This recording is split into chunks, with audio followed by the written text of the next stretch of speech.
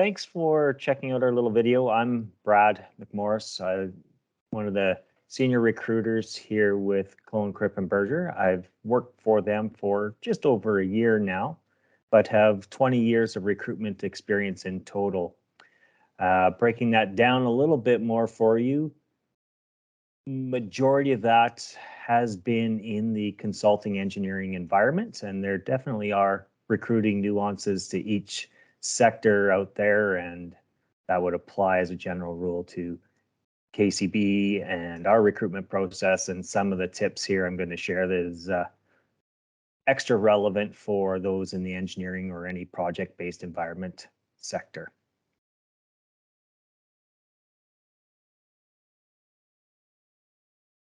How many interviews to expect really depends on your level of experience, and sometimes depends on the project. Each project has different requirements or people involved from client side and consultant side.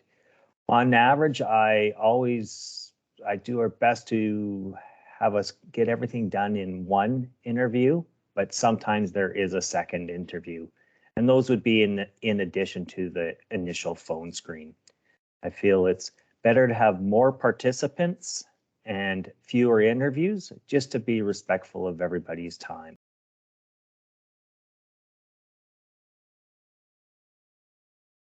Preparing for a phone screen, really that phone screen is meant to be a short and relaxed conversation.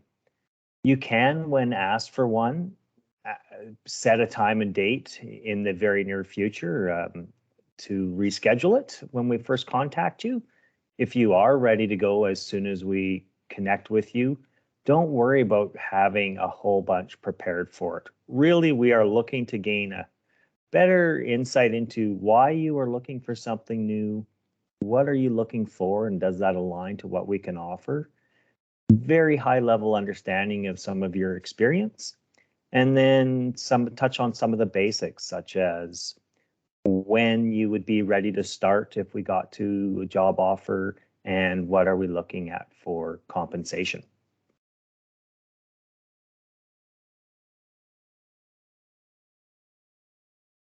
Preparing for an interview is important. I find it makes a big difference when meeting with individuals that have prepared and those that haven't.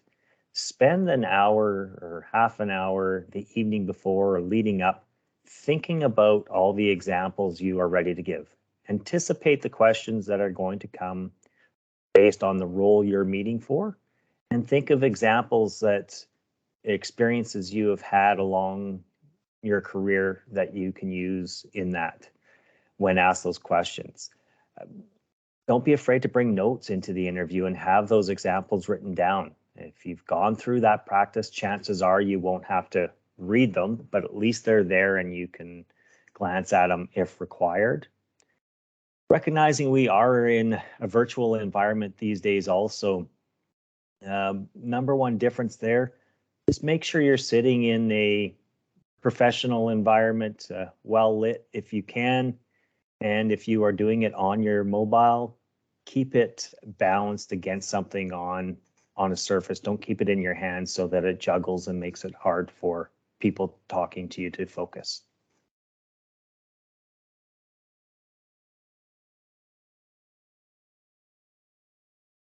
Communicate your experience and getting your points across. Number one tip there is really listen to the question and make sure you answer it. If you have studied for the interview and prepared for the interview, answering will be that much easier.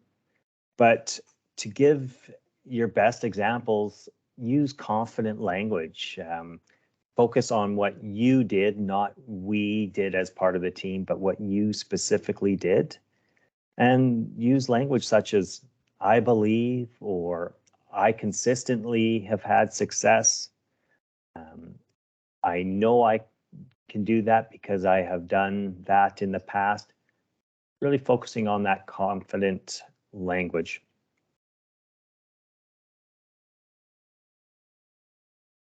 Additional certificates probably won't get you the job on their own. We need people to have the applicable experience that we're looking for. However, having those additional courses and certificates demonstrate to us and others that you're focused on continued growth, you are committed to and self-motivated to learn, and those are the traits that you should highlight more so than the actual certificates themselves.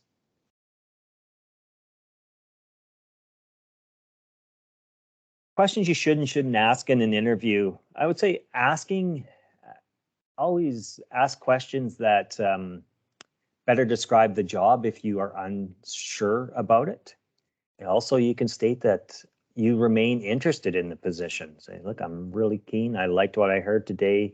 I hope I hear back from you, and I'm happy to provide more information if required.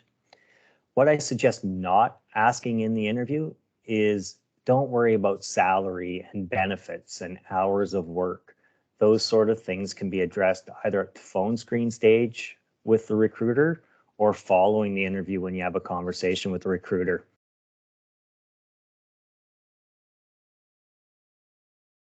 If you didn't get a call back, please call us. I apologize if we don't phone you back. We absolutely should. That said, what you can do for next time if you're not being offered the role, my experience is that 99% of people don't want to hear anything other than they didn't get it and they say goodbye once they've heard that. Don't be afraid to ask for a little bit of feedback. Be open to the feedback. And if you are really keen, put it in your calendar, phone us back or phone the hiring team back or send a message through LinkedIn saying, hey, it's been 3 months since our meeting. I know I didn't get that job at that time, but I'm still interested if your team is growing again. And those are just some of the tips that I think will help make you successful throughout the interview process, whether it be with us at KCB or elsewhere.